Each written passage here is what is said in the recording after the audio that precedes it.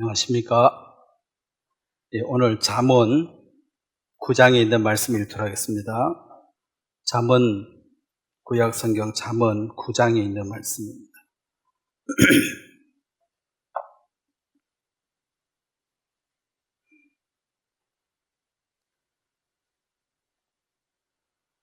잠언 9장 7절부터 10절까지 제가 읽도록 하겠습니다.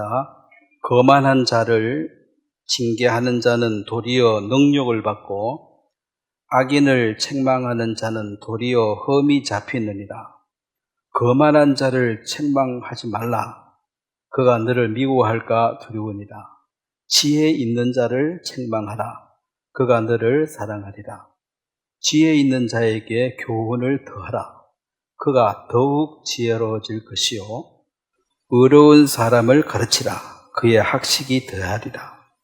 여호와를 경외하는 것이 지혜의 근본이요 거룩하신 자를 아는 것이 명철이니라.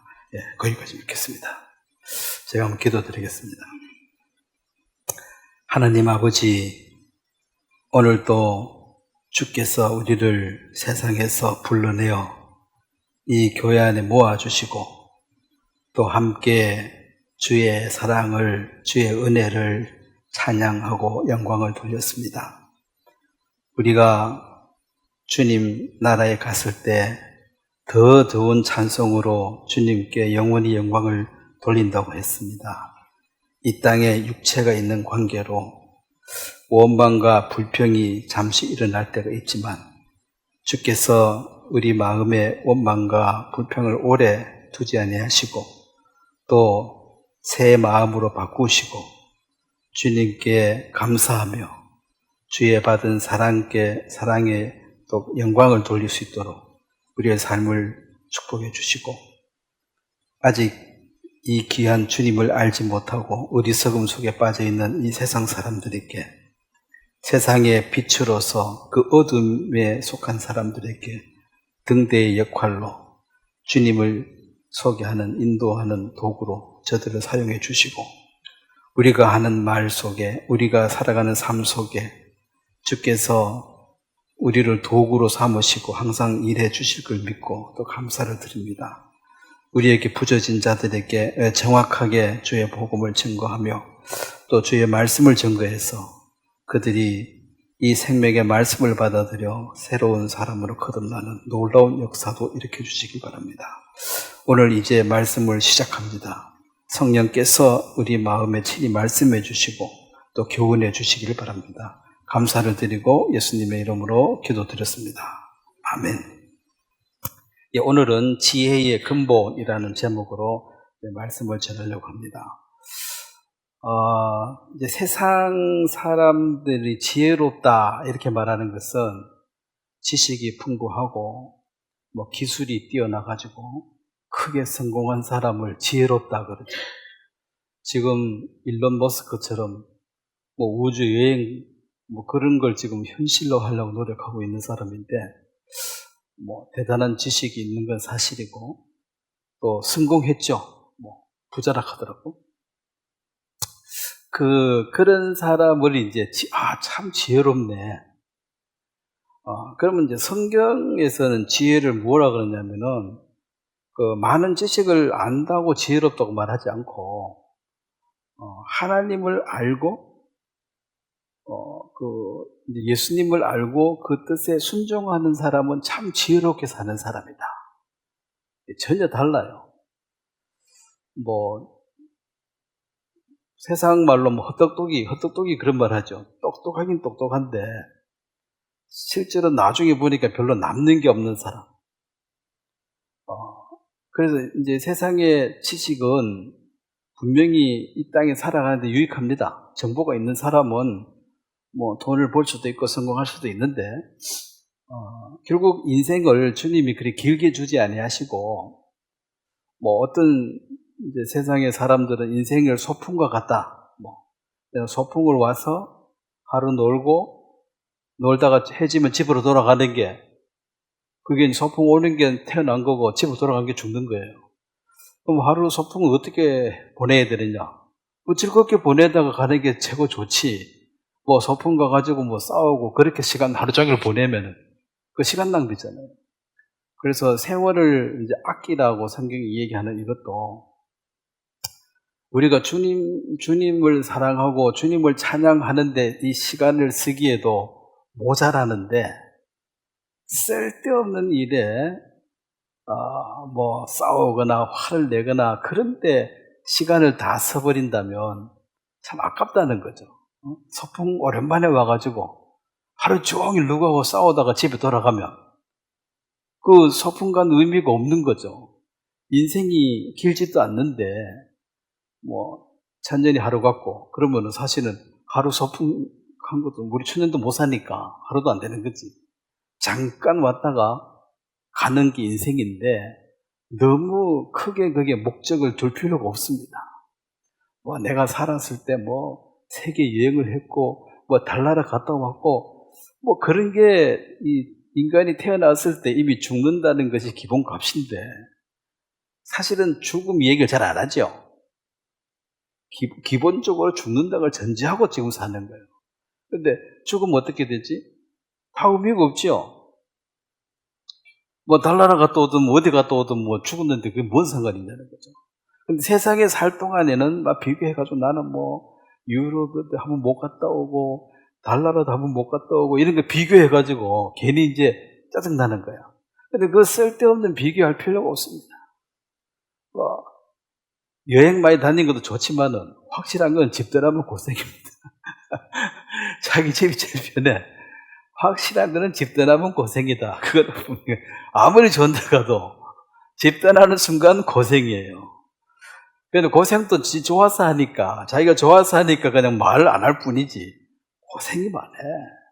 비행기 타는 것도 고생이고, 비행기 못 타본 사람은 또 비행기 타본 걸 부러워하겠지만 고생이에요. 앉아가지고 꼼짝도 못하고 얼마나 힘들어요. 그래서 이제 지혜라는 것을 기술이나 지식을 많이 가져서 성공한 사람을 지혜롭다고 세상은 규정하고 있는데 성경은 그렇지 않다는 것입니다. 오늘 여기 10절에 보면은 여호와를 경외하는 것이 지혜의 근본이다. 그리고 근본이 수학 공부의 근본이 구구단인데 구구단도 모르고 수학 공부를 한다. 뭐 수학 그럼 뭐 골치 아픈 거 많죠. 인수분해 한다든지 미분 뭐 적분 나도 그 배우긴 배웠는데 왜 배웠는지 모르겠어. 써먹는 게 없어. 엄청난 법칙이 있는데 근데 구구단을 몰라가지고 수학한다고 앉았으면 이게 뭐 기본도 안 됐다. 이게 공부를 뭐 하는 거죠. 그러면은 지식의 기본이 뭐냐? 지혜의 기본이 뭐냐? 예수님을 아는 거예요. 자, 예수님을 아십니까? 라는 우리가 질문을 하면 예수님이 누구시냐? 뭐 보통 사람들 큰 관심이 없습니다. 저도 예수 믿기 전에는 뭐 훌륭한 분인가 보지 뭐. 근데 뭐 빨리 죽었다 그러대? 근데 진짜 맞아? 처녀가 애 낳았다 하는데 이거 지어낸 얘기 아니야? 아마 지어냈기를 말기나 뭐 난 별 관심 없어. 그렇게 지나간 거죠. 처녀가 낳았거나 뭐 이게 뭐 진짜거나 가짜거나 거기 신경 쓰고 싶지도 않는 게 그런가 보지 뭐. 그래 이제 태어난 거는 뭐 분명하니까 역사에 또 나오니까 그런 분이 있었나 보다. 근데 이제 실질적으로 예수님이 누구이신가를 정확하게 아는 것은 이게 지혜의 근본입니다. 자, 오늘 이제 예수님이 정말 누구이신가를 알아가는 방법 중에 자, 오늘 잠언 8장에 한번 보면 예수님이 이제 지혜의 근본이다. 왜 어째서 예수님이 지혜의 근본이냐? 자, 이 잠언 말씀도 잠언은 사실은 그리스도인들, 즉 하나님을 경외하는 자들이 어떻게 살아가야 할지에 대해서 가르치고 있습니다. 구원 안 받은 사람들 이거 가지고 뭐 좋은 말씀이라고 그렇게 암송한다고 될 일이 아니라 구원 받은 사람이 어떻게 살아야 될지, 자, 이 다른 말로 하면 그리스도의 신부된 자로서 신부가 신랑을 생각하면서 어떻게 살아야 할지를, 신랑을 기다리면서 어떻게 살아야 할지를 가르치고 있습니다. 그래서 이걸 방해하는 것이 이제 마귀가 자꾸 유혹하죠. 세상적으로 유혹하는데, 실제적으로는 신랑을 기다리고 현숙한 여인의 모습으로 잘 살아가는 모습. 이 잠언은 그 신부의 정결한 삶을 이제 이렇게 살아야 된다 하는 것을 제시하고 있습니다. 그러니까 미련스럽게 살지 말라는 거예요, 신부가. 그 8장 22절에 보면 여호와께서 그 조화의 시작 곧 태초에 일하시기 전에 나를 가지셨으며, 여호와께서 그 조화의 시작 곧 태초에 일하시기 전에 나를 가지셨으며, 23절 만세 전부터 채토부터 땅이 생기기 전부터 내가 세움을 받았나니, 아직 바다가 생기지 아니하고 큰 샘들이 있기 전에 내가 이미 났으며. 자, 예수님이 누구이신가를 했을 때, 물론 유대인들도 이제 이 예수님이 누구냐에 대해서 상당히 이제 분란이 일어났고, 또 너무너무 기분 나쁘고 화가 나서 예수님을 죽이게 되는 그 원인 중에 하나가 예수님이 내가 하나님이다 그랬기 때문에 그러는 거예요. 그냥 나는 인간들 중에 훌륭한 선지자다, 선생님이다, 그러면은 문제가 없어요. 그런데 내가 하나님이다. 자, 요한복음 17장을 한번 보면,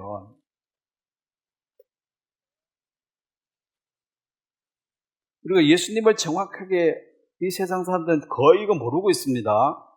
모를 뿐 아니라 알려고 하지도 않습니다. 별로 관심이 없어요.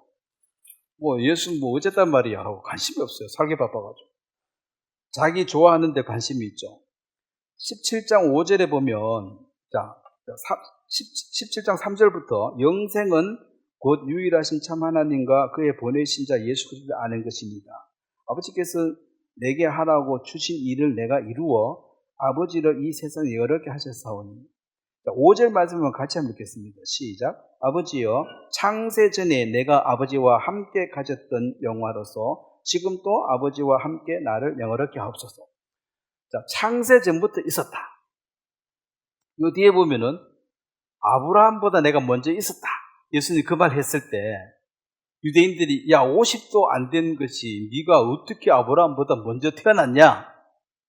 말 되는 소리 해라 이 말이죠. 정신 나갔다 이거지. 아브라함이 언제적 사람인데 네가 아브라함보다 먼저 있었다 그러냐? 아니다, 나는 먼저 있었다. 이런 얘기들이 이제 성경은 대부분 사람들이 오해하고 있습니다. 성경을 이해하면 영생을 얻는 거예요. 성경을 다 오해하고 있습니다. 예수님도 그렇게 했었어요. 너희들과 하나님과 능력을 오해하고 있다. 오해가 풀어지면은 이해가 되면서 영생을 얻게 되는데, 마귀가 계속 오해하게 해놔요. 그리고 하나님에 대해서도 사람들이 반감을 갖고 있는 게 다 오해에서 오는 것입니다. 정확하게 알고 나면 하나님께 영광과 감사를 돌리는 것이 마땅합니다. 근데 뭐가 끼어가지고 오해가 생겨가지고 지금 욕을 하고 있고 비난을 하고 있는데, 이 오해는 언젠가는 풀어지겠죠. 지금은 희미하게 뭘 잘 모르니까 오해하지만 밝히 드러나시면, 예수님이 지상 재림하시면은 예수님 말씀이 옳았다고 다 이해하는 거지. 그때 우리가 오해했습니다, 우리가 잘못 이해했습니다, 다 그렇게 이제 회개하는 거예요. 유대인들도. 지금은 오해가 꽉 차 있습니다. 그러니까 이제 그러니까 창세 전부터 있었다. 그러면 창세기에 우리의 형상대로 사람을 만들고 했을 때 우리라는 거 복수잖아요. 나하고 너하고 엄청난 게 우리니까 하나님이 내가 그러지 않았습니다. 단수를 쓰지 않았습니다. 그래서 삼위일체 하나님을 얘기하는 거거든요. 그래서 예수님은 나는 창세 전부터 있었다. 이런 말 들으면 이제 유대인들이 오해가 되니까 유대인들의 특징은 뭡니까? 이방인들은 다 신교, 신이 많아. 다 신이야. 뭐 원숭이도 신이고 뱀도 신이고 다 신에 다 절해요, 섬기고. 근데 유대인들은 우리는 그런 거 안 해. 하나님 한 분만 섬겨. 이게 이제 유대인의 특성인데, 우리 택함 받았거든? 하나님이 우리를 택했단 말이야. 이렇게 하나님 한 분 섬기는데, 하나님이 둘이라, 예수님이 하나님이다 그러니까, 이 유일신에서 이 어긋나는 거예요. 이거 받아들일 수가 없는 거예요. 그래서 삼위일체를 이해할 수도 없죠. 성령이 들어와서 이게 도와줘도 이해될 똥말똥인데, 그냥 세상 지혜로 하나님의 사랑을 알지 못하는 거로, 고린도전서 보면 바울이 아예 세상 지혜로는 하나님을 알 수가 없다라고 단정했습니다. 그러면 아는 것은 뭐냐? 그거는 하나님을 안다는 것은 하나님하고 내가 관계를 맺는다는 것입니다.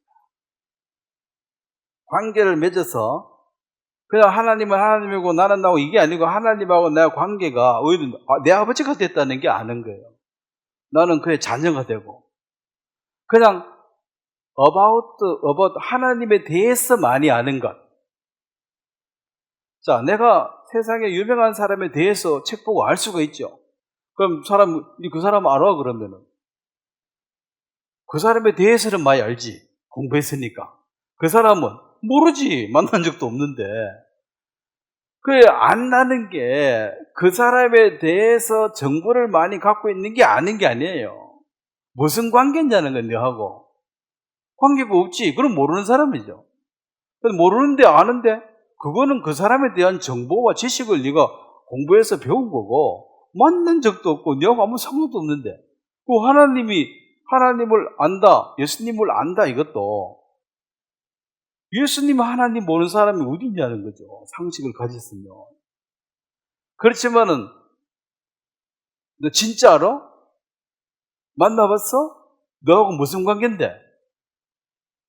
아니 학교 선배라든지 직장 동료라든지 아니면 친척이라든지 뭐라도 관계가 있어야지 안다고 말하는 거지. 생판 모르는데 안다고 말하면 되냐는 거죠. 그래서 하나님을 안다, 예수님을 안다 이 말은 그분이 내 남편이 되었다. 예수님은 내가 안다는 거죠. 그분이 내 아버지가 되었다. 그래서 이 안다 이 말을 그 원어를 찾아보면 그 사내를 알지 못한다, 안다. 그 성관계를 가진 부부 생활을 했다는 것을 안다고 말해요. 남자를 안다. 요거는 남자고 요건 여자네. 이게 아는 게 아니고 남자를 안다는 건 남자하고 동침한 경험이 있는 남자를 안다고 말하는 거예요. 그래서 안다는 그 의미가 관계가 맺어져야지 아는 거다. 그럼 하나님을 아냐? 창조주잖아. 그건 관계가 아니죠. 하나님이 누구냐? 내 아버지시오. 이래야지 아는 거지. 관계가 맺어진 거죠. 언제부터 아버지 됐는데? 어느 때부터 됐어? 그런 건 없어. 거듭나야 돼. 거듭 만난 사람은 하나님에 대해서 아는 거지. 너는 하나님을 아는 게 아니야. 우리말이 조금 안다는 의미가 너무 포괄적이라서 그런데 경험적으로 알아서 관계가 형성된 걸 그걸 안다고 그렇게 이해를 하시면 됩니다. 그리고 이제 요한복음 1장에도 보면 요한복음 1장에 지난주에도 본 것 같은데 이 1장 말씀이 중요한 것이 자 요한은 요한계시록을 적은 사람입니다. 이 요한은 예수님이 누구이신지를 누구보다도 잘 아는 사람이에요. 예수님에게 사랑을 또 많이 받은 자라. 그래서 안 죽고 오래 혼자 살아남은지도 몰라. 예수님이 그런 인정 따라 정치하시는 건 아니겠지만, 요한이 이제 이 쓴 목적은 예수님이 누구인지를 가르쳐 주는 게 요한복음이에요. 누구시냐? 예수님 누구시냐? 내가 가까이서 잘 안다. 그거 한번 소개해봐라. 적은 거예요. 처음 적은 게 뭡니까? 태초에 말씀이 계십니다. 말씀이 하나님과 함께 있었고, 자, 말씀이 있고, 자, 이게 잘 이해하셔야 되는데, 말씀이 분명히 있습니다. 자, 말씀이 지혜죠. 말씀이 있고, 말씀과 하나님이 함께 계셨다. 그러면은, 이 말씀과 하나님 함께 계셨는데, 그 다음에 뭐라 돼 있어요? 이게 둘입니다. 말씀과 하나님 함께 계셨는데, 이 말씀은 곧 하나님이시라. 그럼 이 지혜가 누구라는 거죠? 요게 하나님이신 예수님이시라. 그러니까 예수님은 태초부터 원래 이렇게 계셨고, 또 하나님은 계셨고, 나중에 예수님이 부활성전에 가시면서 성령이 또 와서, 성령까지 와서 이제 이게 삼위일체 하나님 되는 거잖아요. 여기 이제 성자죠. 성자 예수님이고, 하나님이고, 성령이고. 그래서 예수님은 언제부터 계셨느냐? 물론 성령도 태초부터 있었지만 우리에게 주어진 것이 예수님 부활 사건 그 다음이니까, 그럼 이 성자 하나님이 되신 예수님이 하나님과 함께, 그 다음에 성령님과 함께 이 세상을 창조했다는 거예요. 그거 없이는 만들어진 것이 없다. 그래서 여기 14절 보겠습니다. 1장 14절. 말씀이 육신이 되어 우리 가운데 거하심에. 요 말씀이 육신이 되어가지고 오신 분이 요 예수님이시다. 그래서 예수님은 물론 사람의 몸을 가졌지만 이 말씀이 요렇게 육신으로 오신 분이다. 예수님이시다. 그러면 예수님 위에서 나오는 모든 말씀은 하나님 말씀하고 동일합니다. 예수님은 하나님께 기도하는 부분이 있는데, 사실 파도야 바람아 잠잠하라 하면은 파도 바람이 그 말에 순종해야 됩니다. 그 하나님인 걸 보여주죠. 근데 이제 예수님이 죽으시기 전에는 항상 자신을 숨기셔야 돼. 하나님인 것이 100% 드러나버리면 돼요, 안 돼요? 죽기 전에, 돌아가시기 전에. 그러면 못 죽어. 그 인간의 어떤 그 모습을 갖고 있어서 짓밟히고 찢어지고 처참하게 죽음을 당해야 되거든. 그런데 광채나는 하나님을 딱 써버리면 누가 예수님에게 손을 댈 수 있습니까? 그러니까 옛날에 암행의사 그런 왜 텔레비전 있었죠. 암행의사 보신 분들은 다 연식이 있는 분이신데, 그 초장부터 암행의사의 이마에 부채가 달리면 돼요, 안 돼요? 거지처럼 와야 돼, 거지처럼 와가지고 아무것도 아니야. 찌질이처럼 해가지고 이따가 이제 다 봐야지, 당하고 다 보고 마지막에 암행의사 출두요 해가지고 이제 짜잔 내가 정리를 해야지. 처음부터 암행의사다 가면 누가 그 범죄하겠냐는 거죠. 슬슬 기지. 그래서 예수님은 십자가에 죽으셔야 되기 때문에 육체를 반드시 입고 오셔야 됩니다. 그래도 이제 가끔 하나님인 것을 또 나타낼 수밖에 없는 게, 죽은 자를 살리고 무리를 걸으시고 이럴 때는 한 번씩 보여줬죠. 그래서 빌립이 아버지를, 하나님을 보여달라 했을 때, 야, 내가 너와 함께 있으면서 하나님처럼 행동한 게 몇 번인데 아직도 하나님을 보여달라 하냐? 이 말은 나도 하나님이다. 여기도 하나님, 여 성령님도 하나님. 야, 하나님 아니고 할 수 있어 그런 일을? 아니요. 근데 뭘 또 하나님 보여달라 그래?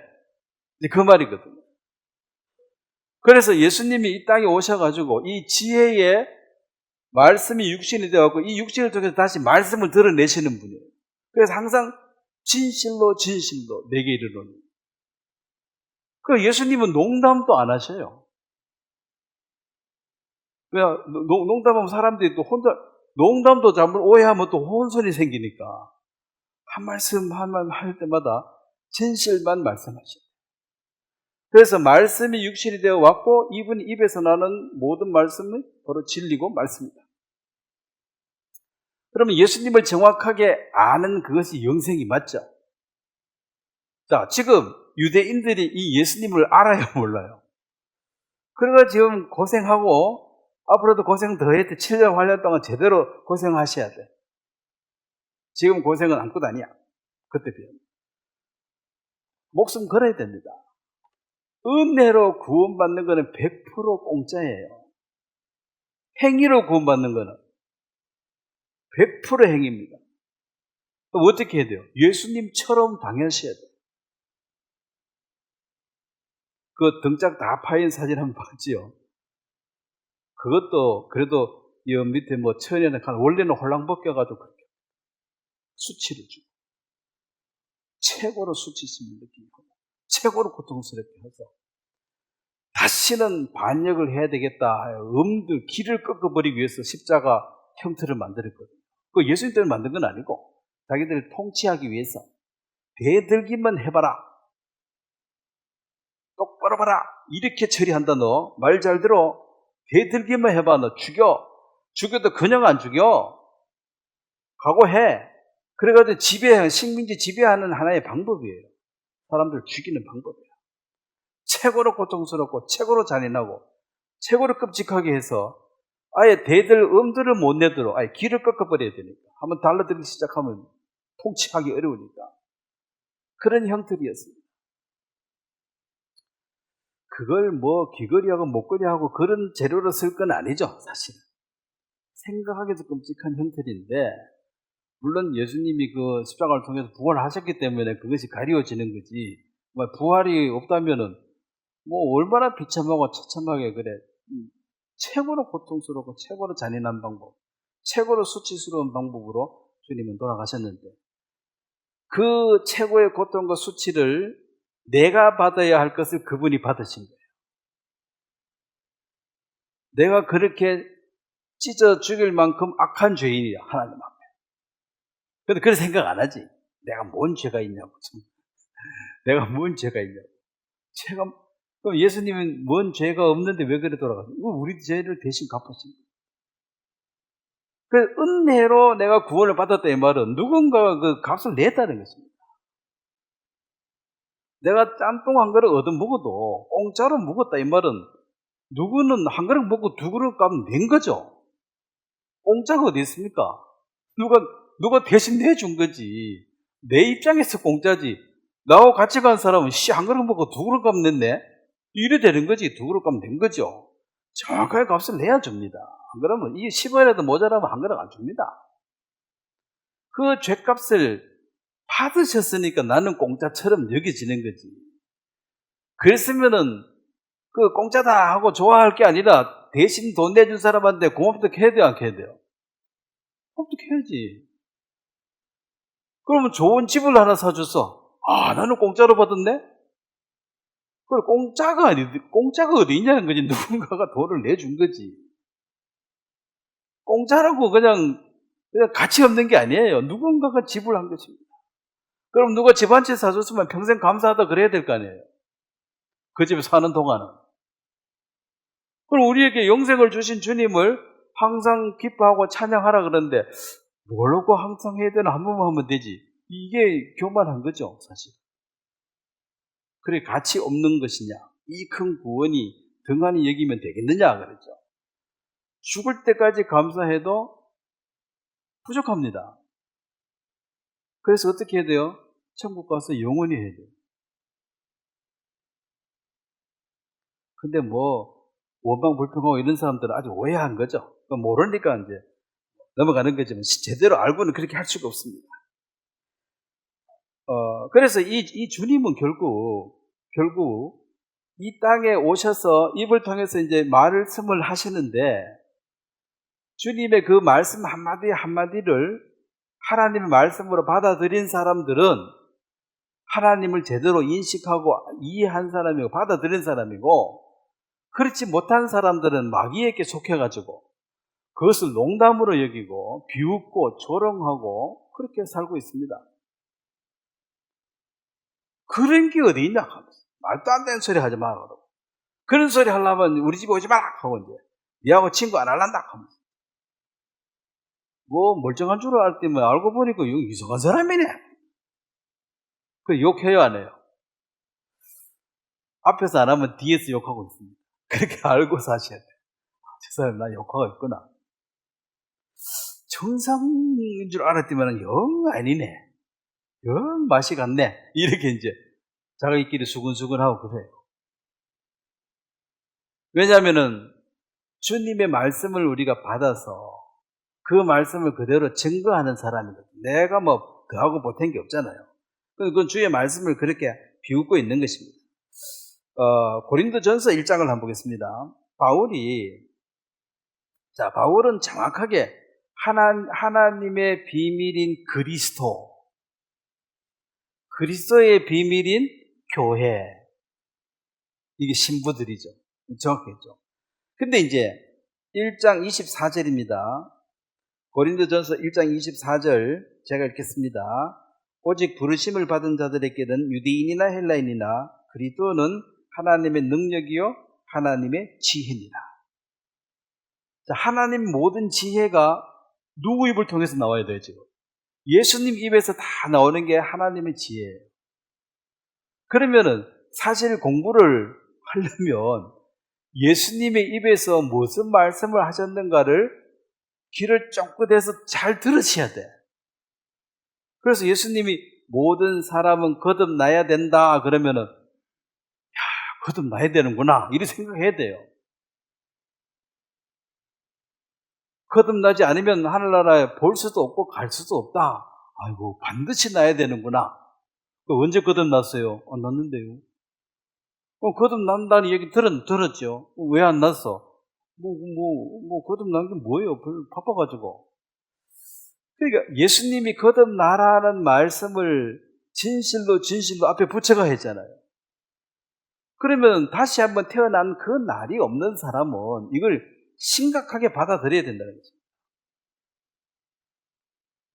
그래, 6째 날 사람하고 동물을 만든 이건 한번 태어나면 어미의 모습을 닮았고 5째 날은 물고기와 새를 만들었는데 물고기와 새는 딱 나오면 알을 낳기 때문에 어미하고 알하고는 안 닮았어요.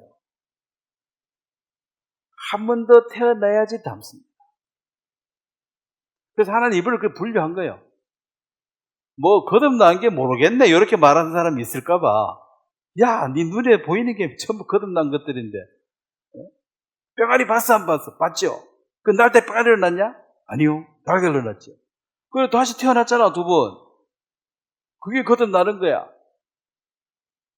뭐 목이고 팔이고 다 거듭난 거예요. 날아다니는 거 전부 다. 물고기도 그렇고. 그 거듭난다는 걸 모르겠다 소리를 못하도록 이 세상 만물에 충만하게 낳아놓고 시청각교 늘 보여줘. 이게 거듭난 것들이야. 그럼 니보다 나아. 너는 거듭 못 났지. 얘는 거듭났어 지금. 2번 났어 날아다니는 거야. 그리고 거듭 못 나버리면 그것도 인생이 아니라 그 생 자체가 망한 거예요. 달걀로 태어나서 거듭 못 나면 왜 됩니까? 그냥 후라이 해가 먹거나 사면 뭐 묻히지. 빛도 못 보고 끝나는 거죠. 뼈가리가 돼야 돼요. 그래서 알로 한번 태어나고 뼈가리로 한번 태어나고 그거 2번 낫다고 말하는 거예요. 그리고 예수님이 거듭나라고 분명히 얘기했는데 사람들은 그 말은 또 많이 쓰더라고. 뭐 축구협회가 거듭나야 된다 하고 국회가 거듭나야 된다 하고 자기는 거듭 안 나고 자꾸 딴 사람 보고 거듭나래. 뭐 어디가 거듭나야 된다 하고 그 말을 인용하고 남들에게만 써먹지 자기한테는 적용을 안 시키죠. 대부분. 그래서 여러분들이 생일 잔치를 보통 하는데 마음 같았으면 거듭난 날을 생일 잔치 했으면 진짜 좋겠어요. 근데 그걸 뭐 내 맘대로 내가 바꿀 수가 없으니까 애들한테 야 이제 생일 내 그거 안 하고 새로운 생일을 하란다. 생일 바꿔라 이렇게 얘기하면 또 이상하다 할 거 아니야. 그래서 뭐 거듭난 날은 내 혼자 자축하고 마는 거지만 실제로 내가 태어난 날은 난 별로 뭐 어디 난지 나도 모르고 너 전해준 거 아는 거고 거듭난 날이 훨씬 내게 의미가 깊은 날이죠. 잔치하고 싶으면 그날 하고 싶은 거예요. 왜냐하면 그게 소중한 거거든요.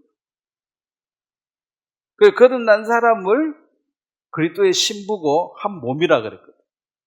그러면 이제 잠언 31장에 보면요. 잠언 31장에 보면 현숙한 여인에 관한 얘기가 나옵니다.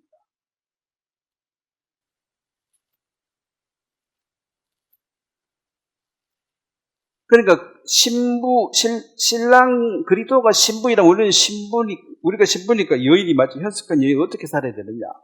신랑이 지금 없는데 똑바로 잘 살아라 이 말이죠. 31장 10절 보겠습니다. 누가 현숙한 여인을 찾아 얻겠느냐. 그의 값은 진주보다 더하니라. 자, 구원받은 그리스도의 신부, 진주보다 더 귀하죠. 한 몸이니까. 그런 자의 남편의 마음은 그를 민난히 산업이 핍절하지 아니할 것이며, 그런 자는 살아있는 동안에 그의 남편에게 선을 행하고 악을 행하지 아니하느니라.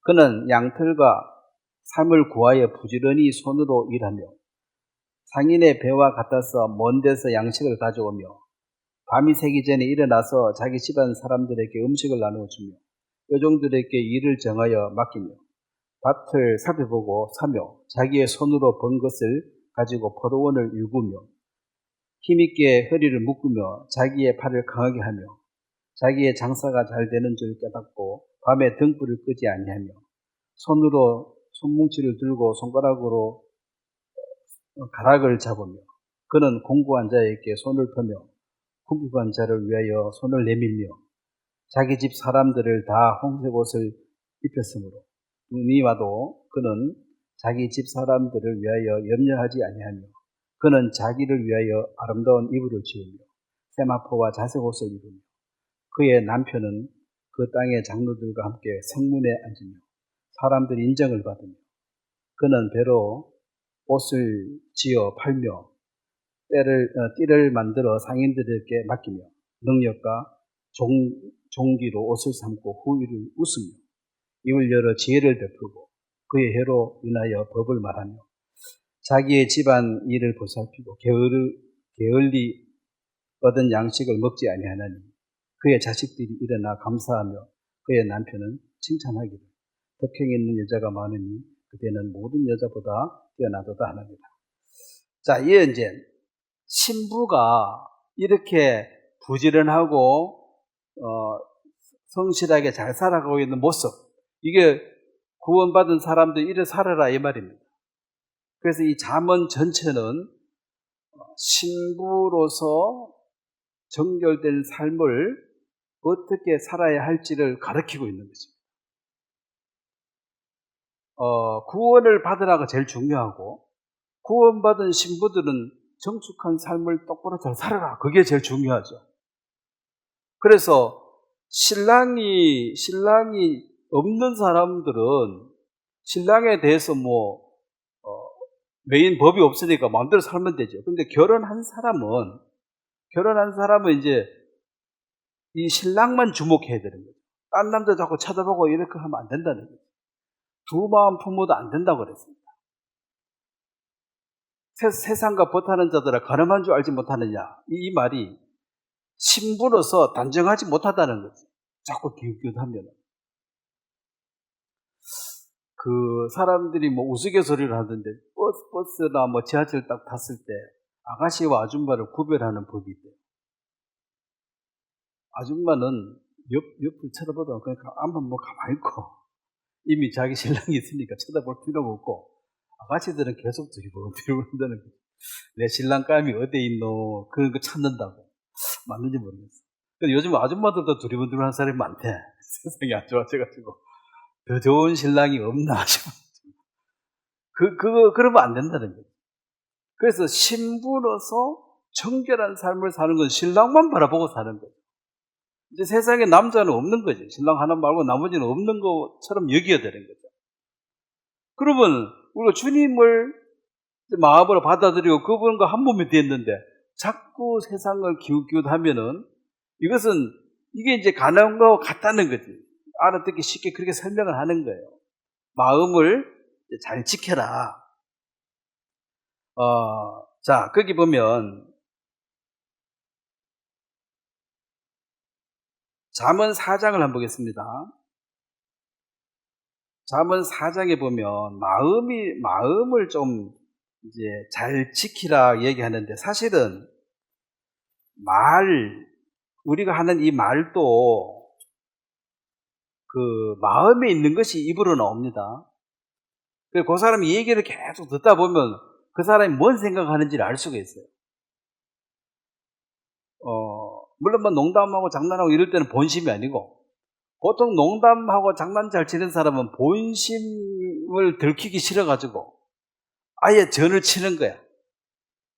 어떤 이렇게 진지한 얘기를 싫어하는 사람들은 자기가 들통날까봐 그런 분위기 자체를 안 만들어요. 계속 농담하고 헛소리하고 이렇게 시간 보내버리거든. 딴 얘기하고.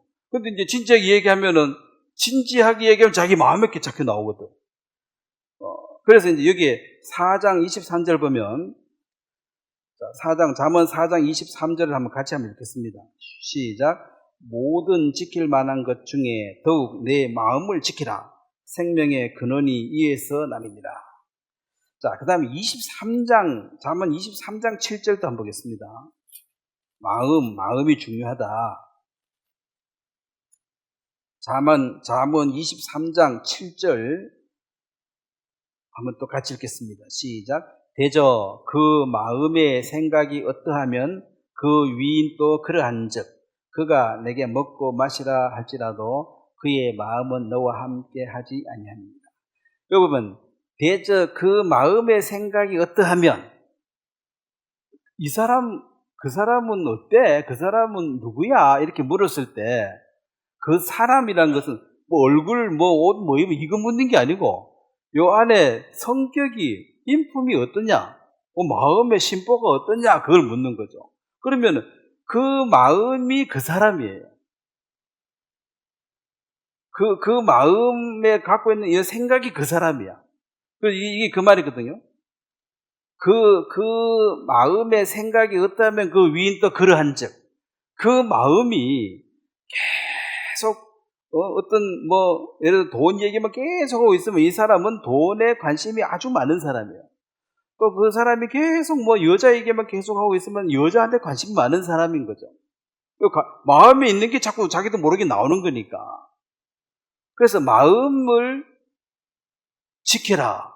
이 마음의 그릇에 내가 뭘 담느냐에 따라서, 이 컵에 지금 깨끗한 물을 담았으니까 이게 물컵이죠. 여기 술을 담으면 술컵이 되는 거죠. 컵은 빈 거예요. 우리 마음에 청년이 무엇을 행실을 깨끗게 할꼬? 시편에 나왔죠. 저희 말씀이라 그랬죠. 마음에 말씀을 담으면, 말씀이 곧 하나님이시니까 요셉처럼 내가 하나님 앞에 어찌 악을 행하겠느냐, 이게 말씀에 맞냐 안 맞냐, 이게 말씀 중심으로 내가 생각하고 말을 하게 될 것이고, 세상의 지식을 담고 있으면 어떻게 하면 돈 벌어가 출세해야 되지, 세상은 그게 관심이 있잖아요. 지식을 얻고 기술을 더 배워가지고 뭔가를 더 얻어야 되니까, 그래, 입만 열면 이제 그런 말을 하겠죠. 그 사람은 또 그게 관심사니까. 마음은 눈에 안 보이지만은, 말은 내가 들을 수 있으니까, 말을 들어보고 마음을 짐작하고, 마음이 그러하면 그 사람은 그렇다, 이 말이죠. 그래서 사람의 외모가 중요한 것이 아니고, 그 사람의 마음을 내가 알 수가 있다. 그러면 그리스도의 신부가 어떻게 살아야 될지를 잠언이 말하고 있다면, 그러면 신부는 남편을 향해서 그 한마음, 오로지 이 남편만 생각하는 게 이게 정상적인 삶이라는 거죠. 결혼 안 한 사람은 두 마음 모두 두 사람 좋아해도 돼. 세 사람 좋아해도 되고, 결혼한 사람은 남편만 좋아해야 되고 아내만 좋아해야 돼요. 그러면 이제 삶이 다른 거죠. 그래서 두 마음을 품으면 그래서 악하다는 거예요. 두 마음 품으면. 결혼하기 전에야 요 남자가 좋아, 요 남자가 좋아 개선할 수도 있고 두 사람을 동시에 품을 수 있지만은, 결혼할 때 한 사람은 버리고 한 사람을 선택한 거잖아요.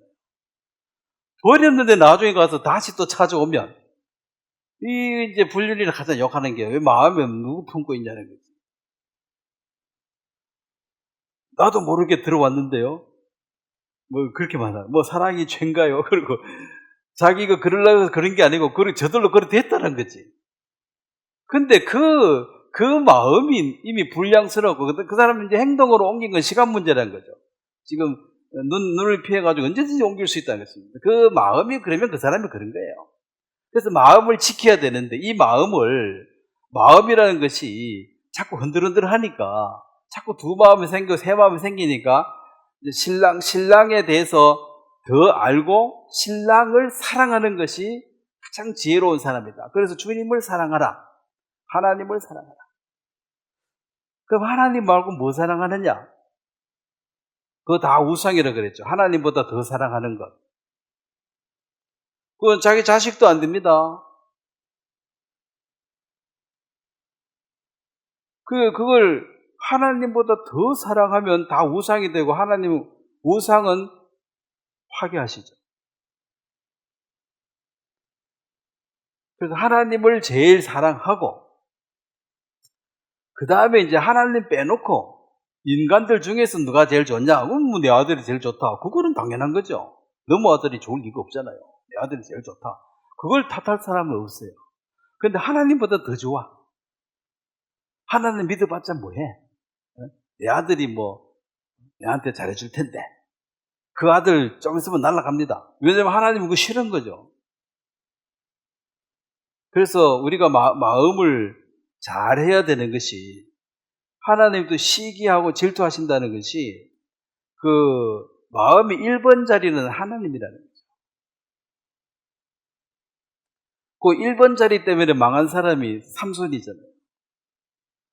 그 드릴라 여자가 와가지고 그러니까 남자들이 결혼하기 전에 단축번호 1번이 엄마죠.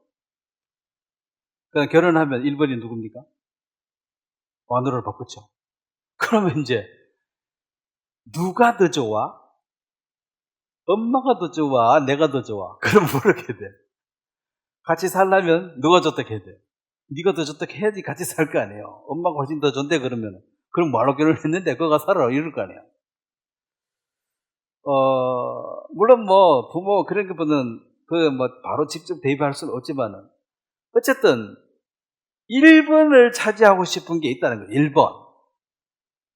2번은 기분 나쁘다는 거지. 내가 왜 2번이냐는 거죠. 근데 감히 하나님을 1번으로 줬다가 누구하고 이거 하나님 2번으로 바꾸고 딴 사람이 1번을 넣었다. 이거 우상이고 하나님은 이거 질투한다는 거죠. 내가 그거보다 못하냐는 거야. 그거 해준 게 뭐가 있는데. 그래 이제 엄마들도 대부분 크게 보면 이해하시면 되는데 이해 못하면 오해가 생길 만해. 내가 니한테 해준 게 얼만데. 오늘 처음 받는 그 여자가 뭐가 좋다고 1번이냐는 거예요. 자기도 그렇게 빼앗아가 들어놓고는 누구 아들 빼앗아가 들어왔잖아. 똑같잖아요. 그게 시간차 공격이지. 똑같잖아. 그 엄마도 나중에 또 고래 당할 거라고. 제 아들 또 나중에 장가가면 그러니까 그걸 그냥 큰 그림으로 이해를 하셔야 돼. 그래야지 생활이 되고. 그래서 그거는 이제 가치관이죠. 가치관인데, 자, 이 가치관의 변화가 없으면 사실 예수님 믿은 것이 이제 이론적인데, 이 가치관이라는 게 뭐냐면은, 가장 소중한 것. 가장 소중한 것이 너는 뭐냐? 나는 1번이 가족이다. 아니면 건강이다. 2번, 3번 쭉 100번까지 있습니다. 그래서 이 가치관은 모든 사람이 다 달라요. 그런 이건 또 정답이 있는 것도 아니야. 뭐가 제일 중요해야 된다는 법도 없어요. 그냥 내가 제일 중요한 게 1번이야. 근데 구원을 받은 사람은 가치관 자리 1번 자리에 여기 이제 예수님이 들어오시는 거죠. 2번, 3번 이 밑으로는 관심이 없어. 이거 같아야 할 필요도 없고. 근데 공통점은 제일 가치 있는 1번이 예수님이다. 이게 우리의 공통점이에요. 2번, 3번, 4번은 다 달라요. 근데 나하고 똑같아져라. 그건 독재하는 거지. 야, 건강이 중요한 거야. 그런 생각에 아니, 너는 돈이 더 중요한데? 야, 그게 말이 안 돼. 말이 되기를 막이나 그건 각자 생각이니까. 그걸 내가 관여할 수는 없는 거고 다만 1번 자리에 이 예수님이 들어오는 것입니다. 그래서 삼손에게 그 드리려고 요구하는 게 뭐냐면은 자꾸 자기를 좋아하기는 좋아하는데 딱 보니까 1번이 아니야. 하나님이 1번이야, 항상. 그러니까 이제 하나님 자리를 빼내고 자기가 그거 들어가야 되는데 하나님 때문에 못 들어가는 거죠. 그래서 요구하는 게, 야, 하나님 빼고 내 1번을 넣어. 그래서 삼손이 고민이 되는 거죠.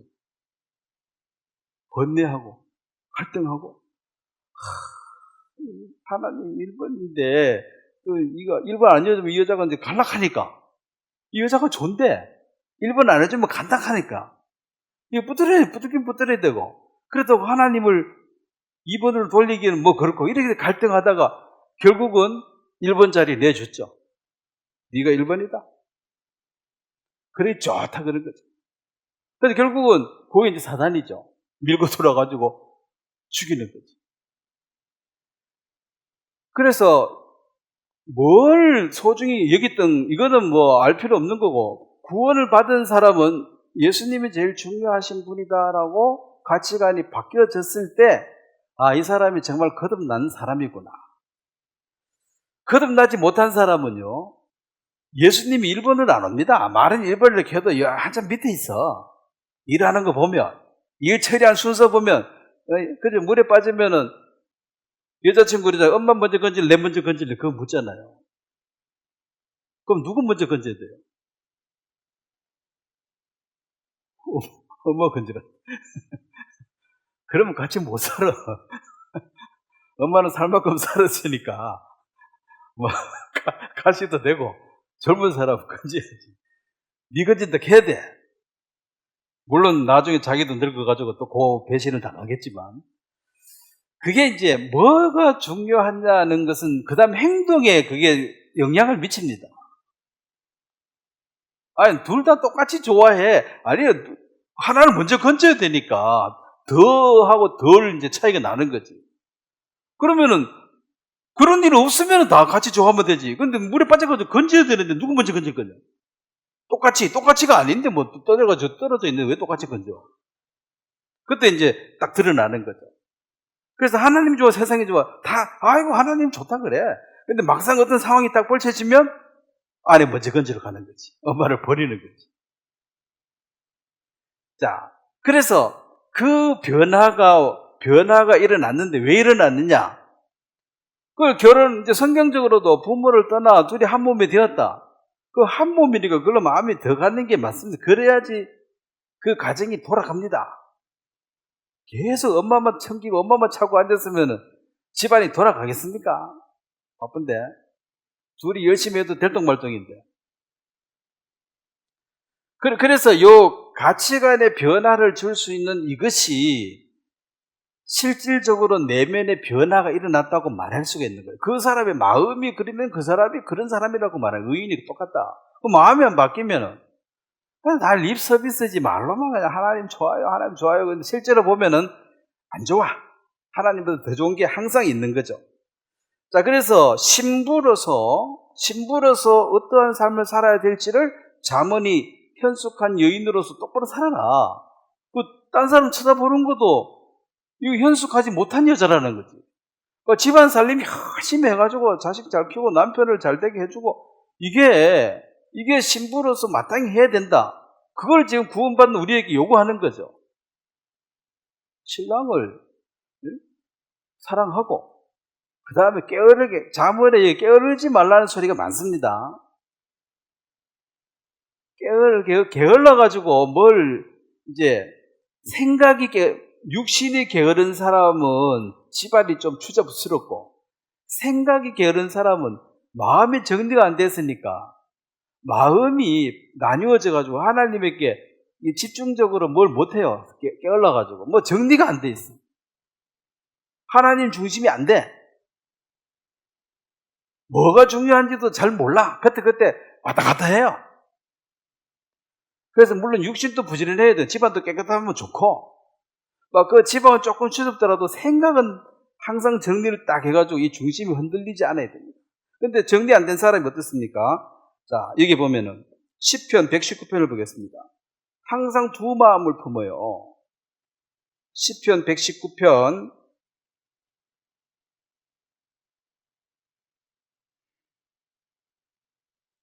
113절입니다.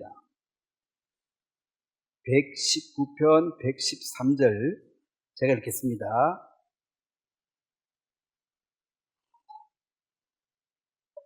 내가 두 마음 품은 자들을 미워하고 주의 법을 사랑하나이다. 두 마음을 품은 자. 그러니까 신부가 아니면은 두 마음 품든 세 마음 품든 문제가 없지만 그리스도의 신부로서는 한 마음을 정해야 된다. 한 마음. 신랑을 향한 한 마음을 정해야 된다. 자, 그 다음에 호세아 10장을 한번 보겠습니다. 호세아는 어디 다니엘서 뒤에 있죠. 호세아, 다니엘 뒤에. 호세아 10장 2절 말씀을 또 제가 한번 읽도록 하겠습니다. 호세아 10장 2절. 그들이 두 마음을 품었으니 이제 벌을 받을 것이라. 하나님이 그 제단을 쳐서 깨트리시며 그 주상을 허시리라. 이게 이제 우상숭배. 이 세상 신한테도 잘 보이고 하나님한테도 잘 보이고 싶은 거죠. 그래서 두 신을 섬기는 걸 이걸 이제 두 마음을 품었다. 그럼 두 마음을 품으면은 양쪽 다 미움받습니다. 그 한쪽으로 정하셔야 돼. 아예 마귀 편에 붙어가지고 뭐 죽어서 망하든지 말든지 이 땅에서 잘 살든지 아니면은 하나님 편에 딱 정해가지고 영원히 잘 살든지. 근데 양다리 걸쳐 있으면 양쪽 다 미움받아가지고 이것도 저것도 안 돼. 그렇잖아요. 두 마음 품고 아는 순간 다 싫어하지. 두 마음을 품어서 이스라엘이 나중에 망할 때 보면은 어려움을 주는 것은 하나님 우지라고 줬는데 성전에 금은 다 패다가 옆에 아수르한테 도움 청하고 애굽이가 도움 청하다가 망해버려요. 그러니까 하나님을 구하기 않는 그 마음이죠. 하나님을 구하기 싫다는 거야. 자, 야고보서 1장 8절입니다. 이것도 두 마음에 관한 얘기입니다. 야고보서 1장 8절.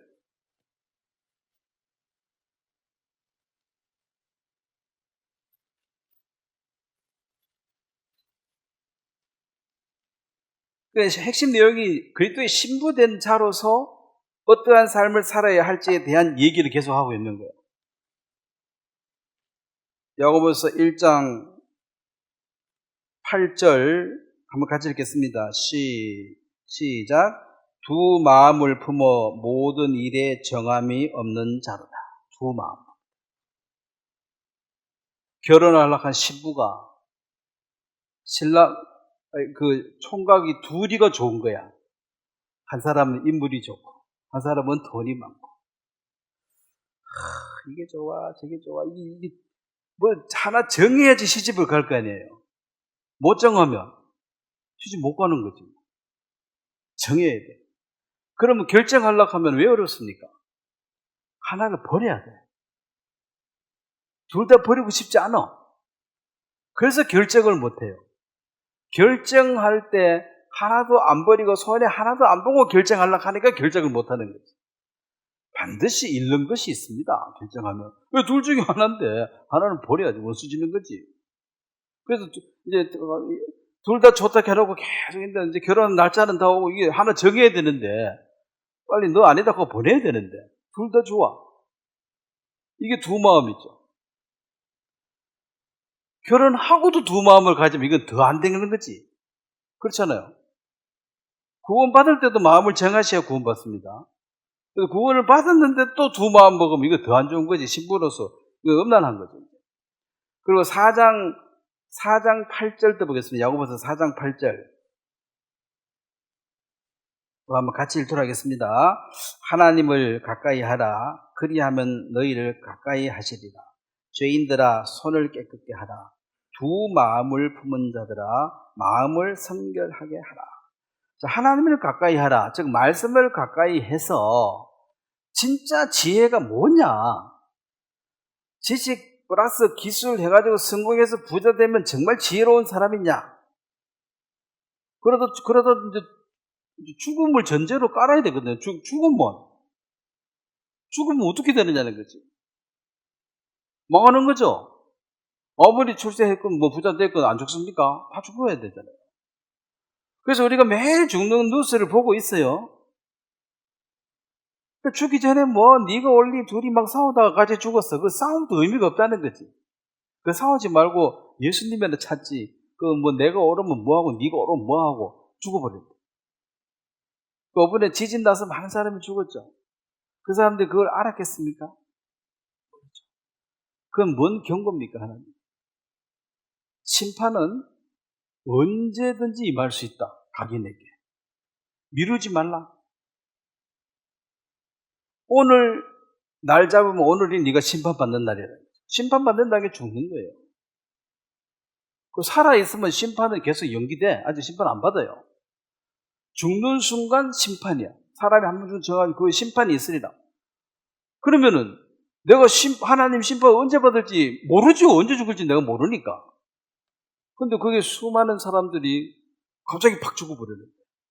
느닷없이 심판이 이제 재판장에 끌려 재판받게 되는 거예요. 너 죄가 있느냐? 죄가 많습니다. 지옥 가야 돼. 죄 왜 안 씻었느냐? 뭔 말 할 거예요? 그래서 이 말을 어떻게 하는가를서 그 사람 마음을 하고 그 사람 마음이 정함이 없이 흔들흔들 하기 때문에 이제 그 주의 말씀을 우리 마음에 넣어서 이 말씀을 품고 있을 동안에 이 말씀에 품고 있을 동안에 그 사람은 그 말씀의 영향력을 따라서 그 말을 하게 될 것이고 이 안에 뭐 다른 걸 품고 있으면은 그게 또 말로 튀어나와요. 누구를 좋아한다, 마음에 들어왔다 그러죠. 그게 이제 숨길 수가 없는 거예요. 좋은 게 막, 틈만 나면 이제 그 말해야 돼. 자기 아들보다도 손자가 더 좋아. 손자가 좋다. 손자가 너무 자랑스러워 좋아. 그러면 이제 어디가 틈만 나면 이걸 좀 자랑을 해야 되는데. 이제 자랑하면 안 된다 그런 거 듣긴 들었고, 하고는 싶고, 괴롭죠. 그래서 돈 주고 해야 됩니다. 내가 내 자랑 1시간 들었지만 점심 사줄게. 그래서 이제 점심 얻어먹은 죄로 1시간 들어주는 거지. 왜냐면 듣는 사람은 괴롭거든. 저기는 손자 때문에, 손자 없는 사람도 있고, 손자 때문에 괴로워 죽겠는데 와서 자꾸 자랑하면 괴롭잖아요. 그래도 이제 밥 먹은 죄로 들어줘야 되지. 근데 아무것도 안 하고 계속 자랑만 하면 다음부터 안 만날락하지. 아까운 시간. 소풍이 하루인데, 하루 즐겁게 불러다가 1시간 내내 그 잡혀 시간 다 보내고, 소풍 다 버리는 거잖아요. 그래서 이제 시간이 소중하니까 그 나무 얘기 다 들어줄 시간이 없다는 거죠. 관심도 없는데 또 들어야 되는 그것도 괴로움이죠. 듣기 싫다는 거거든. 자, 결론적으로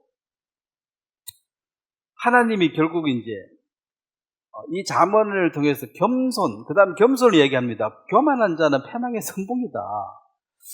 그러면 이 왜 교만해지고 겸손하지 못한가? 이 겸손해지는 그것이 결국 좋다는 건 다 알아요.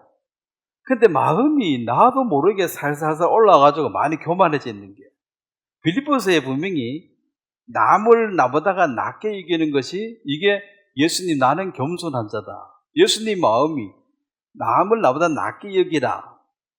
그러면은 똑같이 열에 있는데 이 사람을 존경하려면 내가 내려가야 되죠. 그러니까 이 사람이 잘난 건 없고 높이기는 힘들어. 이 사람은 거니까. 내가 겸손해지면 이 사람이 나보다 잘나 보이는데 내가 잘났다 싶으면 이 사람은 멸시가 되는 거예요. 그래서 세상 사람들에게 너 존경하는 사람이 많냐 물어보면 요즘 사람들이 존경하는 사람이 별로 없어요. 다 욕해요. 지금 한국에 욕 제일 많이 먹는 사람이 누구예요? 축구 감독 그 괜히 맡아가지고 욕 엄청 한국 들어오기도 힘들 것 같아요. 그 뭐 능력이 없는데 잘못 맡았는지 왜 됐는지 어쨌든 없으면 하지를 말든지. 그럼 욕을 먹는데 그 사람만큼 우리가 축구도 못하고 그렇잖아요. 그 사람 축구 잘하는 사람이거든. 그 다음에 안목도 그 사람이 훨씬 나아. 그런데도 다 욕해. 마치 자기가 그 사람보다 나은 것처럼. 그 비난하고 욕한다는 건 내가 낫다 소리잖아요. 그리고 대통령도 욕해야 하네요. 장관 욕하는 거 뭐 우습지? 다 욕해. 저 아버지도 욕해. 요즘은 무식해가지고 말이야. 엄마한테는 그런 말 안 할지 몰라. 어떤 게 많아가지고 그걸 속으로 할지도 몰라. 아는 것도 없으면서 말이야. 그게 존경하는 사람이 없다는 것은 결국은 뭐예요? 한 명도 없으면 내가 제일 잘났다. 그게 이제 패망의 선봉이라는 거예요. 귀로 이렇게 말이 들어오는데 일로 나가버리죠. 다이 구멍이 2개니까 금방 나가버리고 없어요. 그런데 말씀 전한 자를 배나 존경하라 이 말은 이 사람을 존경하고 안 하고 이 사람을 위해서가 아니고 내가 저 사람을 멸시하고 조롱하면서 말씀을 들어가지고는 들어와가지고 바로 나가버리고 덕여만 하면 들어오지도 않아. 처음부터 들어오지도 않아. 근데 내가 마음을 낮추면은 이 말씀이 내 마음에 들어온다는 거예요. 그럼 아까운 시간 내가 왔는데 일로 들었다 일로 나가버리고 튕겨 나가고 이렇게 시간 보내다 가면 무슨 유익이 있냐는 거지. 내가 마음에 뭘 담으려면 이 컵에 물을 부으려면 주전자보다 내가 낮아야지 물이 부어지고 이거 자꾸 더 들면 물 못 받는 거지 뭐. 그래서 마귀는 성경 말씀 듣지 말라고 말한 적이 없습니다. 다 교만하게 됐어요. 다 욕해. 다 머저리라 그래. 지만 똑똑하고. 그래서 백날 얘기해도 아예 들어가지도 않고 들어가도 혹 들어가도 여기로 바로 나가버려가지고 이쪽에는 아무것도 없어. 들었나 만나. 그러면 남을 나보다 낮게 여기는 것이 그 사람을 어찌하라는 게 아니고 내가 겸손해지면 된다. 내가 낮춰지면. 내가 낮춘다는 게 내가 얼마나 악하고 모자란지는 누가 제일 잘 압니까? 본인이 제일 잘 알지. 내가 뭔 나쁜 짓 했는지 누가 제일 잘 알아요? 본인이 제일 잘 알지. 그럼 마음 낮추셔야지. 나쁜 짓 한 게 한두 가지인가? 안 들켰다고 지금 큰 소리 치는 거잖아요. 안 들켰다고. 그럼 하나님 앞에 안 들켰어요? 하나님은 기가 차는 거지. 똥 묻은 개가 개 묻은 개 계속 나무라고 있는 거야 지금. 어디 추적해 말이야 그런 거 묻히고 다니냐고. 하나님 이거 니 똥 묻었는데 그건 빼고 나는 잘났어. 그래서 얘기해봐야 시간만 낭비하도록 아무것도 유익이 안 되도록 다툼이 되고. 다툼은 내가 니보다 배나 똑똑한데 무식한 네가 나를 가르치려고 그러냐? 화가 난다 이거죠.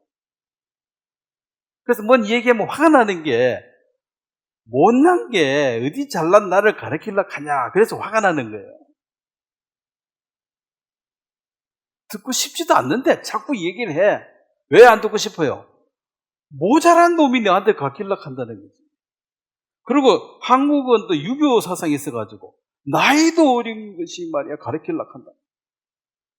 이것도 물론 이제 옛날에는 농사 짓고 이럴 때는 계속 전통 반복되니까 나이 든 사람의 어떤 그것이 굉장히 사는데 도움이 돼요. 실제로 들어야 돼. 근데 지금처럼 이렇게 빨리빨리 트렌드가 바뀔 때는 지금 아들이 똑똑합니까? 아버지가 똑똑해요. 냉정하게 말해가지고. 네? 되게 아들이 똑똑합니까? 본인보다가. 야, 그래야 집안이 됩니다. 나보다 아들이 멍청하면 그 집안 망한 거예요. 그러면 아들 말 들어야 돼요? 안 들어야 돼요? 그런데 나이도 어린 것이 경험도 없는 것이 네가 나를 가르치려고 하냐? 그게 유교의 사상이 좀 남아있어요. 근데 어떤 기독교 사상은 20세 이상 되면은 나이 얘기하면 안 돼요. 미성년자한테는 나이 얘기하면 돼. 나이가 어리다면 미성년, 아직 결정도 못하는 게 뭐 이렇게 저렇게 말하지 말고 이제 성년이 딱 되는 순간 나이 같은 건 필요 없어요. 이제 능력이라. 1살 더 먹었다고 반드시 더 똑똑하다는 법이 있습니까? 네?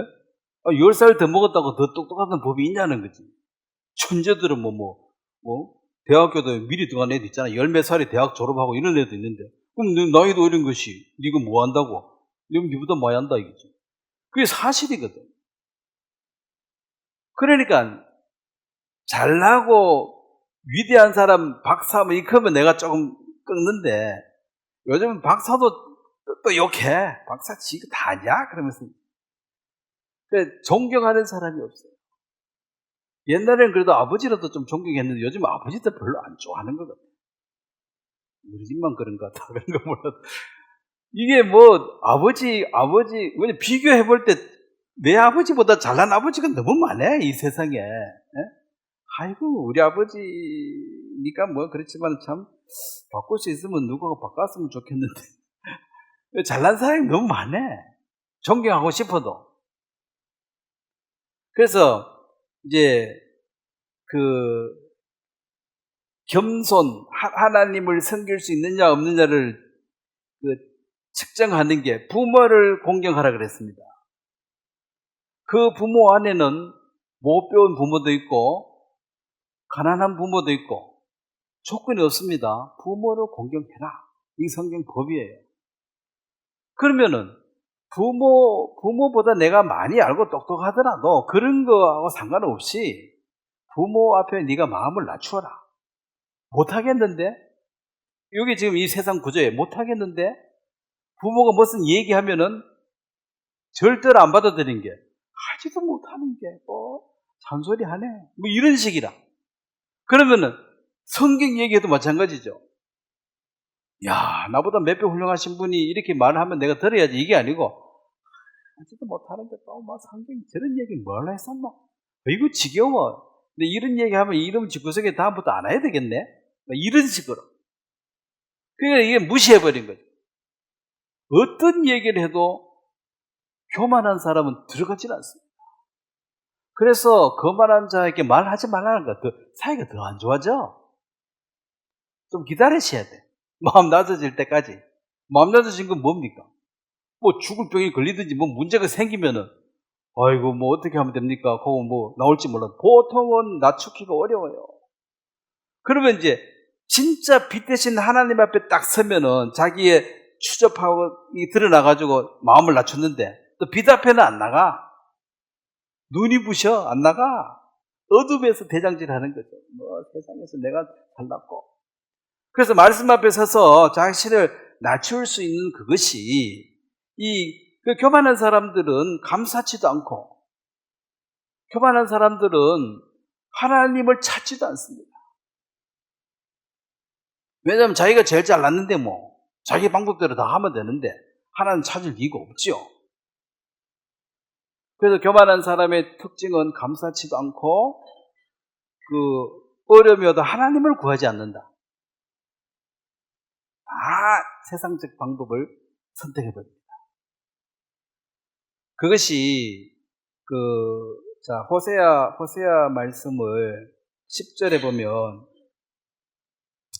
호세아 7장 말씀 하나 보고 마무리하도록 하겠습니다.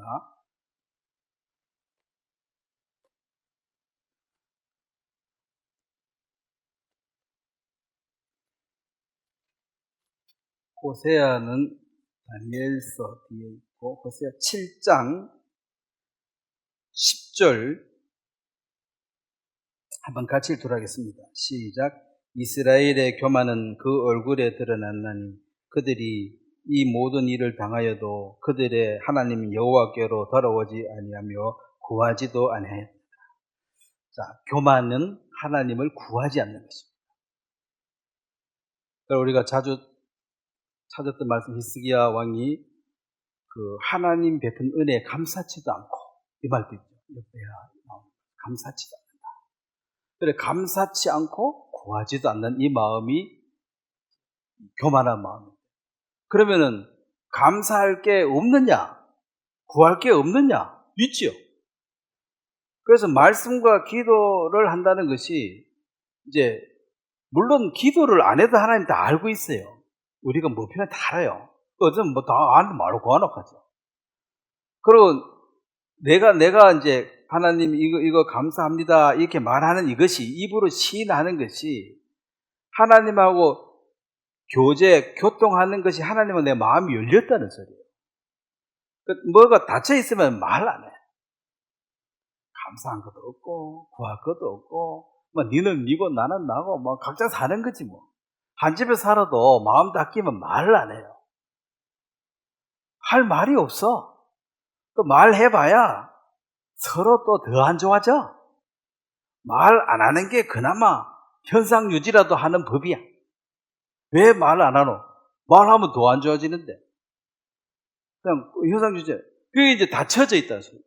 그래서 하나님을 구하지 않는다는 것도, 안 구해도 하나님을 알지만은 구하면 내게 마음을 열고, 이게 겸손이거든요. 하나님께 마음을 열고 도움을 구하고. 그러면 하나님이 그 겸손한 마음에 하나님 복을 주시는 거예요. 그러면 안 구한단 말은 뭐 알아서 할게요. 뭐 요즘 어려운 게 있나? 뭐 알 필요 없어요. 제가 알아서 할게요. 뭐 신경 쓰지 마세요. 알아서 할게요. 이게 이제, 아니 부모는 도와주고 싶은데 묻지 마세요. 뭐 알아서 할게요. 골치 아파요. 알 필요 없어요. 뭐 안 들고 도움이 되겠어요 어디? 그러니까 내가 말 안 하는 거지. 뭐 이런 식으로 아예 구하지도 않는. 그래서 하나님을 구하지 않는 이것은, 그 이스라엘이 망할 때, 북이스라엘이나 유다가 망할 때 보면 막 어려움이 오거든요. 그러면 이제 하나님은 이 정도 어려우면 이제 나한테 와서 구하겠지. 어려움을 주는데 안 구하고 성전에 있는 은금 다 뜯어다가 옆 나라 갖다 주고 제발 우리 좀 도와달라고. 그 쳐들어가면 그들이 지배해버려요. 그러니까 하나님이 그렇게 하시는 거예요. 성전에 가서 은금 뜯어올 동안에 가서 구하지. 그거지 않아요. 구하기는 싫다는 거지. 그게 구하지도 않더라. 그래서 우리가 이제 말씀과 기도 외에는 다른 거룩할 수 있는 방법이 없다는 게, 말씀은 하나님이 내게 해주는 거고 기도는 내가 하나님께 말하는 거고, 그래서 듣고 나도 말하고 듣고 말하고, 이게 소통입니다. 듣고 말하고 듣고 말하고. 그래서 기도는 어떻게 하느냐? 마음에 있는 얘기 하시면 돼요. 한나처럼 기도하시면 돼요. 저는 마음이 슬픕니다. 슬프다 하면 돼요. 저는 마음이 괴롭습니다. 괴롭습니다 하면 돼요. 그 하기 전에 이미 알고 계셔. 거짓말 하는 건 아니고. 그러면 이제서 나한테 마음문 열고 와서 얘기하는 이놈이 진작에 오지? 아무리 기다리도 안 오더니만은. 그래서 한나를 어렵게 하고 힘들게 하는 것이, 하나님께 나와서 그 문제를 해결해서 답 받은 게 사무엘이잖아요. 그래서 마음이 어렵고 힘들면 어렵다 하면, 또 사람한테 얘기해봐야 별 도움이 안 됩니다. 듣는 사람도 또 머리 아프고. 별 관심이 없대, 대부분. 관심이 없고, 한 90%는 관심이 없고, 10%는 듣고 뒤에서 욕한대. 오방꽁시다 하면서. 네가 괴로우니 내가 즐겁네. 딴 데 가서 욕하고. 그래서 이 사람한테 얘기해봐야 의미가 별로 없어요, 사실. 진짜 어려운데 뭐. 그 하나님께 구하고. 그래서 이제 구하고 다 맡기는 거죠. 저 이제 다 얘기했습니다. 하나님 알아서 하세요. 맡겨놓고 그 결말을, 그 결국을 내가 받아들이는 것입니다. 범사 여호와를 인정하는 것입니다. 받아들이면 이런 과정을 통해서 하나님 우리를 바꿔 나가는 과정이거든요. 그리고 실제로 어려우면은 또 하나님 말고는 기도할 데도 없어요. 뭐 어지간히 해야지, 뭐 사람한테 가서 이야기하지, 이 사람 이야기해봐야 아무 의미가 없는데 뭘로 이야기하겠어요. 결국 하나님께 나와서 기도하게 되는데, 진짜 망할 사람은 하나님이 어렵게 하니까 더욱 강팍해져가지고 범죄하더라, 이 말은 우상한테 가서 빌어버린 거예요. 하나님한테 나오라 하니까 하나님이 싫어하는 우상한테 가서 나 좀 도와주세요 비는 거예요. 이게 이제 제일 악한 거거든요. 그런데 그게 두 마음을 품고 있다가 이제 진짜 이쪽에 막 이러다가 하나님 나버리고 치우고 이제 이렇게 살아야 되겠다 이렇게 딱 정해버린 거야. 그러면 결혼 안 하는 사람 같으면 뭐 괜찮아. 결혼한 신부는 신랑 버리고 딴 데 가면 그게 간음이라고 했어요. 그래서 미갈처럼 남편이 있는 여자가 딴 데 시집을 갔기 때문에 그 문제가 있는 거거든. 다윗이 물론 아내니까 불렀습니다. 예수님 재림할 때 모습입니다. 모든 신부를 다 부릅니다. 근데 딴 데 시집 가서 살다가 온 여자는 이게 할 말이 없지. 그 신랑 없을 때 아까 현숙한 여인처럼 길쌈하고 열심히 해서 아이들하고 잘 살아야 돼. 거기서 부지런히 열심히 잘 살고 있어야지 신랑이 돌아왔을 때 좋은 거지. 딴 데 가버려버려. 그래서 구원받은 사람이 뭐 마음대로 살아도 되겠네. 뭐 되게 되겠지. 본인이 책임을 져야 되니까. 그렇지만은 자문은 그렇게 하지 말라고 여러 가지로 하나님이 당부의 말씀을 드렸습니다. 오늘 여기까지 말씀을 드리겠습니다. 제가 한번 기도드리겠습니다. 하나님 아버지, 분명히 주의 말씀인 능력이 있고 살아있어서 우리의 그 많은 죄를 말끔하게 깨끗하게 씻을 뿐 아니라 또 믿음으로 단번에 우리 마음에 성령을 선물로 주심으로 이제 우리가 말씀을 들을 때 깨달음을 주시고 또 하나님의 음성을 들을 수 있도록 은혜 베푸신 것을 감사합니다.